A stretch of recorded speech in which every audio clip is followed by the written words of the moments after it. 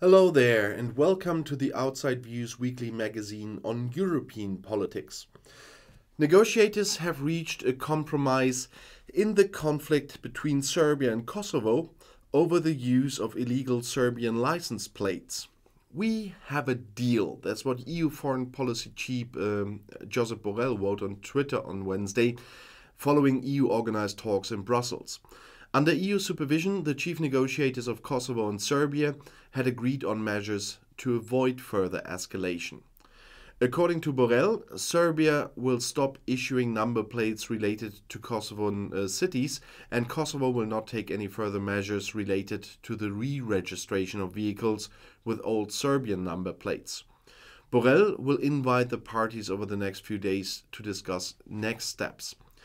The government of Kosovo had recently postponed planned fines for using illegal Serbian license plates, and almost all ethnic Serbs in a compact Serb settlement area in northern Kosovo use Serbian-issued license plates, although as of November 1st, they are no longer valid. They are supported in their refusal by the Serbian government, which has not recognized Kosovo's independence since 2008. The Balkan country, whose territory once belonged to Serbia, is now almost exclusively inhabited by Albanians.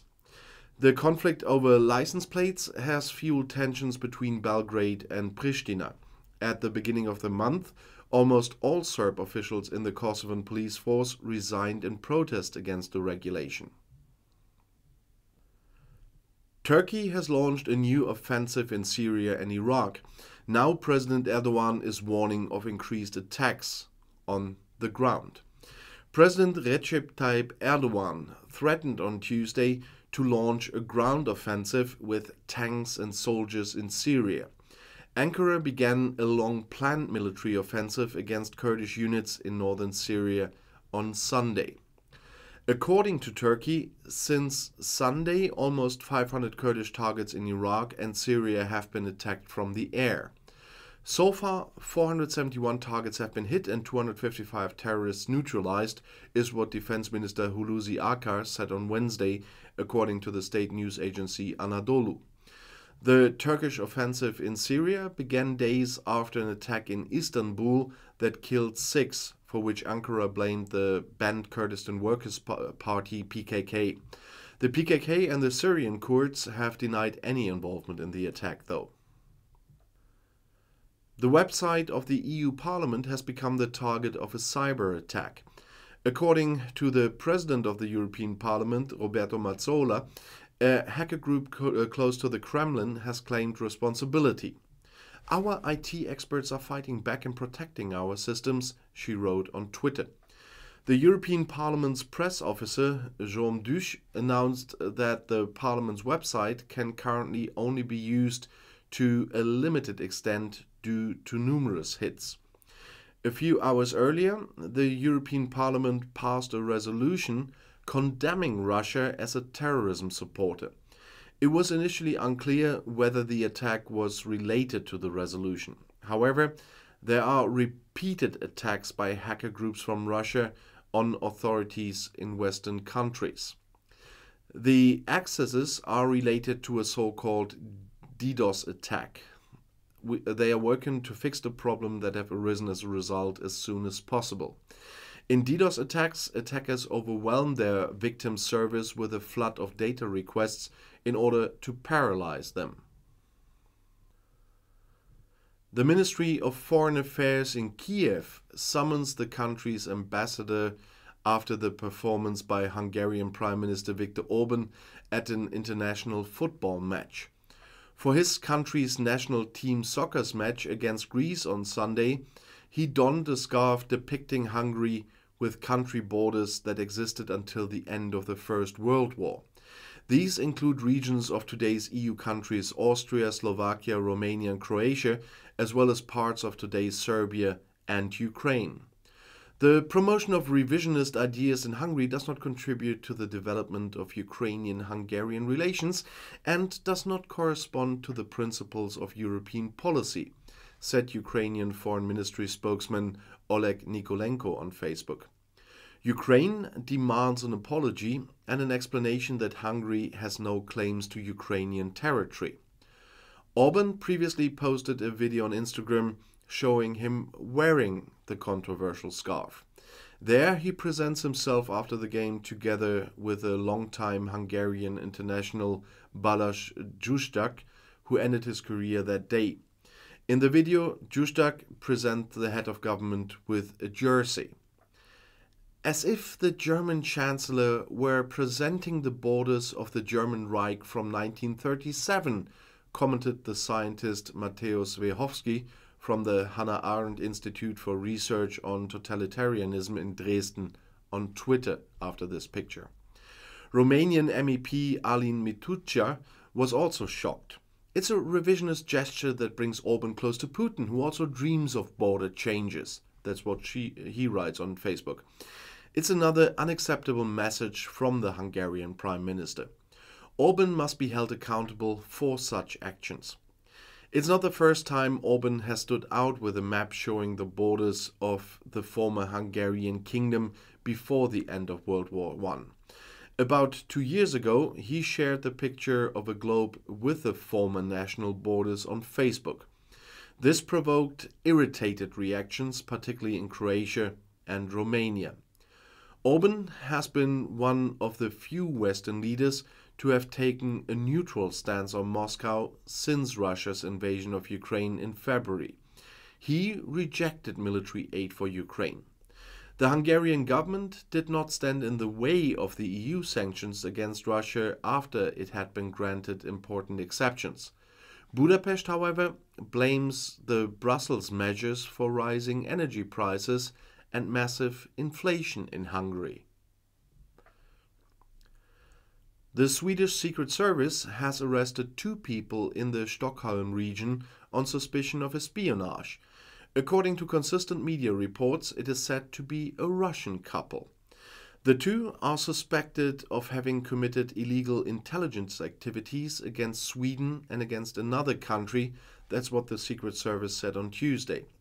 In addition, apartments were searched and a 3rd person was interrogated.